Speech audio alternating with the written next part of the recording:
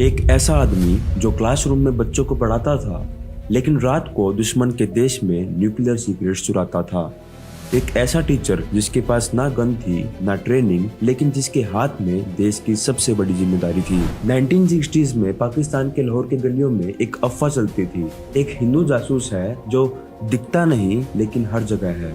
वो सिर्फ एक स्कूल टीचर नहीं थे, वो भारत के एक इनविजिबल वॉरियर थे। प्रेसिडेंट उन्हें जानते तक नहीं थे, लेकिन जिस दिन ये आदमी पकड़ा गया उस दिन पूरे पाकिस्तान में इमरजेंसी लग गई।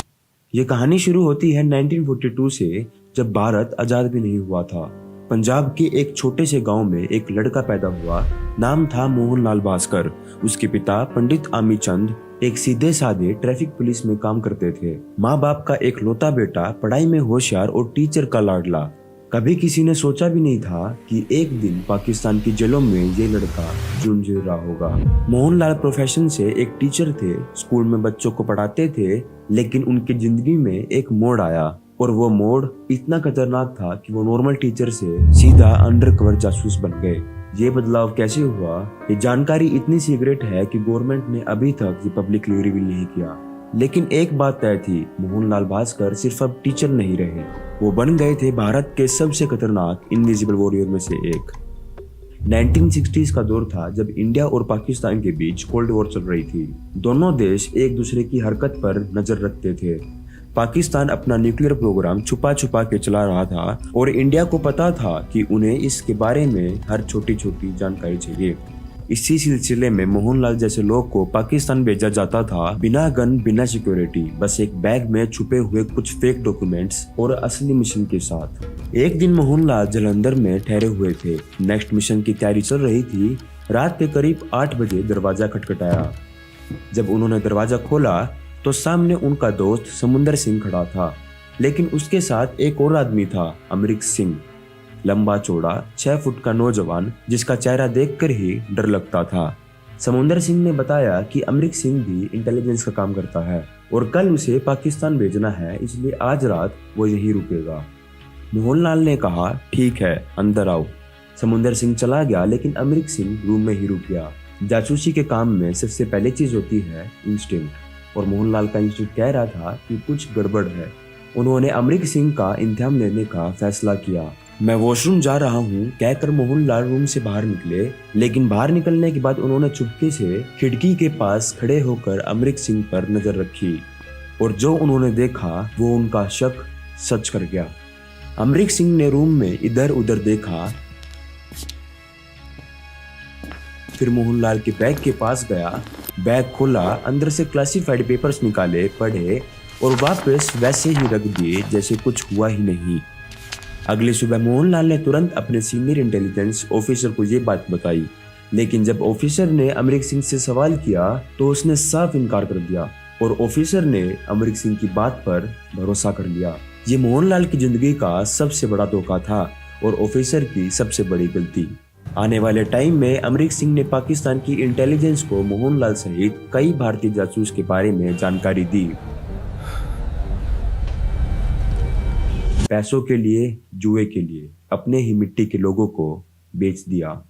और एक दिन वो दिन भी आ गया जब मोहनलाल पाकिस्तान के अंदर गिरफ्तार हो गया।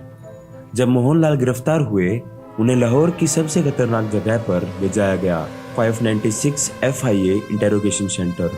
ये वो जगह थी जहां लोग जिंदा जाते थे लेकिन निकलते लाश बनकर। यहाँ का इंचार्ज था मेजर आजाद मकसूद, जिसका नाम सुनते ही लोगों के रोंगटे खड़े हो जाते थे।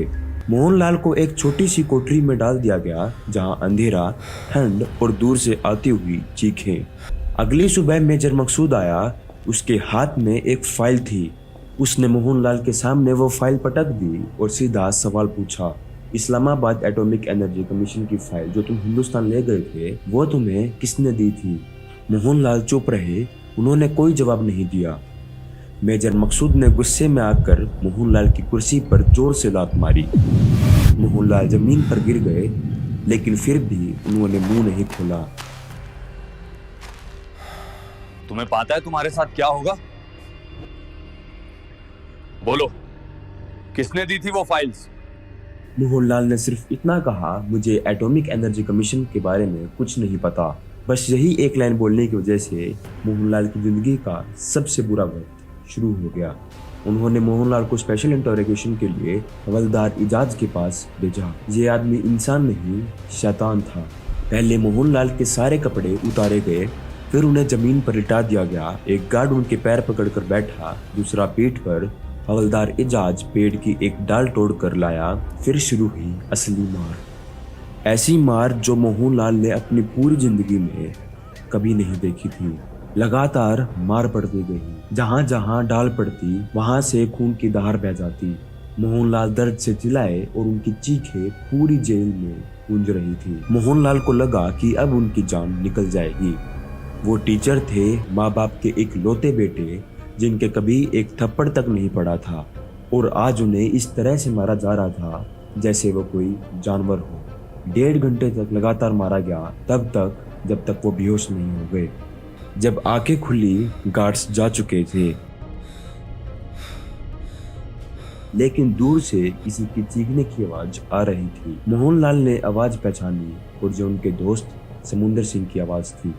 फिर मोहनलाल की कोठरी का दरवाजा खोला गया और गार्ड्स मोहनलाल को खींचकर समुंदर सिंह के पास ले गए। जो दृश्य देखा वो देखते ही मोहनलाल के रोंगटे खड़े हो गए। समुंदर सिंह को रस्सी से उल्टा लटकाया गया था, पूरी तरह बेहोश, चोट के निशान पूरे शरीर पर, खून टपक रहा था।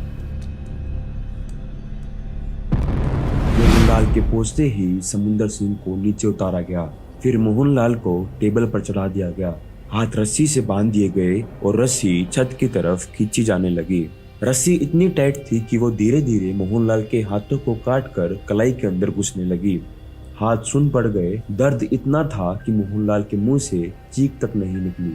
फिर शुरू हुई असली टॉर्चर।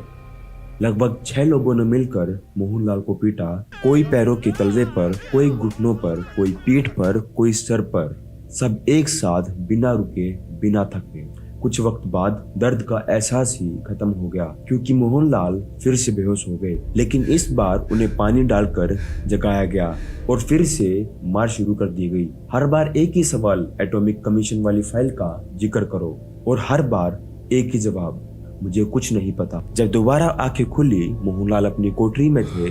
पूरा शरीर दर्द से तड़प रहा था। एक एक हड्डी टूट गई थी, चेहरे पर सूजन, आंखों में खून। खाने के लिए रोटी और दाल दी गई, लेकिन जब हाथ उठाने की कोशिश की तो हाथ हिला तक नहीं। इतना मारा गया था कि हाथ उठाने तक की ताकत नहीं बची थी। इस जुल्म से बचने का सिर्फ एक ही तरीका था, पाकिस्तान कोर्ट में मुकदमा चलने देना, सजा मिल जाए और इंटेरोगेशन बंद हो। लेकिन कोर्ट तक पहुंचने से पहले उन्हें लाहौर के 2 पुलिस थाने और रावलपिंडी के एक फाइनल इंटेरोगेशन से गुजरना था। अगर बीच में एक बार भी मुंह खोल दिया तो मौत की सजा पक्की थी। मोहनलाल रोज भगवान से प्रार्थना करते, खुद को मानसिक तौर पर तैयार करते। हर सुबह उठते और सोचते, आज फिर क्या होगा। बिजली के झटके, शरीर पर मिर्च लगना, सर्दी में बर्फ पर लिटाना, हर तरह के 3rd डिग्री मेथड्स रोज यूज होते थे। ये सिलसिला लगभग 6 महीने चला, लेकिन मोहनलाल भास्कर ने अपना मुंह नहीं खोला। उसके बाद मोहनलाल को लाहौर थाना शिफ्ट किया गया। यहाँ पूछताछ के लिए आया सब इंस्पेक्टर चौधरी। और यहाँ एक बड़ा ट्विस्ट आता है। पूछताछ के दौरान पता चला कि चौधरी मोहनलाल के पिता आमीचंद को पहले से ही जानते थे। दोनों एक टाइम पर साथ ही काम करते थे। जब चौधरी को पता चला कि ये पंडित आमीचंद का बेटा है, तो उसकी आंखों में एक अजीब सा भाव आ गया। चौधरी ने कहा, अगर तुमने किसी को पाकिस्तान में जान से भी मारा होता, मैं तुम्हें छोड़ देता, लेकिन जासूसी, इसमें मैं ज्यादा मदद नहीं कर सकता। हाँ, जब तक तुम मेरी कस्टडी में हो तुम्हें कोई हाथ तक नहीं लगाएगा। पहली बार 6 महीने में मोहनलाल को लग रहा था कि शायद वो बच जाएंगे। इसी जेल में मोहनलाल को पता चला कि अमरीक सिंह भी गिरफ्तार हो चुका है और पास की ही कोठरी में बंद है। वही अमरीक सिंह जिसने मोहनलाल को धोखा दिया था। आगे चलकर पता चला कि अमरीक सिंह और एक और आदमी शिव कुमार ने पाकिस्तान की इंटेलिजेंस से पैसा लिया, जुआ खेला और धोखे के चक्कर में अमरीक सिंह खुद फंस गया और शिव कुमार को बाद में पाकिस्तान की इंटेलिजेंस ने गोली मार दी। आखिरकार पाकिस्तानी कोर्ट ने मोहनलाल को ऑफिशियल सीक्रेट एक्ट और पाकिस्तान आर्मी एक्ट के तहत 14 साल की सजा सुनाई गई।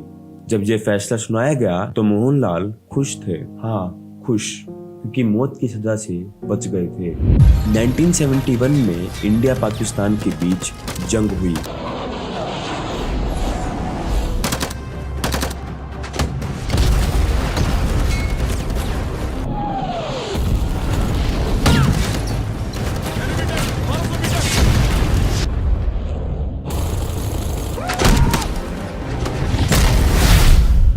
फिर शिमला एग्रीमेंट हुआ और फाइनली 9 दिसंबर 1947 को वाघा बॉर्डर से मोहनलाल इंडिया वापस लौट आए। लेकिन वापसी के बाद सरकार से कोई खास मदद नहीं मिली। एक दिन 1977 में मोहनलाल प्राइम मिनिस्टर से मदद मांगने मिलने गए, लेकिन उन्हें ये कहकर लौटा दिया गया, अगर पाकिस्तान ने तुम्हें 20 साल बंद रखा होता तो क्या हम 20 साल मुआवजा देते। मोहनलाल ने अपनी किताब मैं पाकिस्तान में भारत का जासूस था मैं अपनी पूरी कहानी लिखी। किताब के आखिरी में वो लिखते हैं, हमारी कहानी पढ़कर क्या कोई देश के लिए जान देने की कसम खाएगा? शायद नहीं। फिर भी हम इस देश के आभारी हैं जिसने हमें दुश्मन की कैद से वापस लाया। आज मोहनलाल भास्कर का नाम बहुत कम लोग जानते हैं। कोई मेडल नहीं, कोई सम्मान नहीं, कोई पद्मा अवार्ड नहीं, बस एक स्कूल टीचर बनकर जिंदगी गुजार दी। लेकिन उनकी कहानी ये बताती है कि हीरोज हमेशा यूनिफॉर्म में नहीं आते। कभी कभी वो सिंपल कुर्ता पजामा में भी होते हैं, कभी कभी वो क्लासरूम में पढ़ाते हैं और कभी कभी वो दुश्मन के देश में अपनी जान की परवाह किए बिना देश के लिए काम करते हैं। मोहनलाल भास्कर एक टीचर, एक पिता, एक पति और सबसे बढ़कर भारत के एक इनविजिबल वॉरियर। अगर आपको वीडियो पसंद आई तो लाइक और सब्सक्राइब करना। मैं भूमिक देशवाल आपसे मिलता हूँ अगली वीडियो में। तब तक के लिए नमस्कार।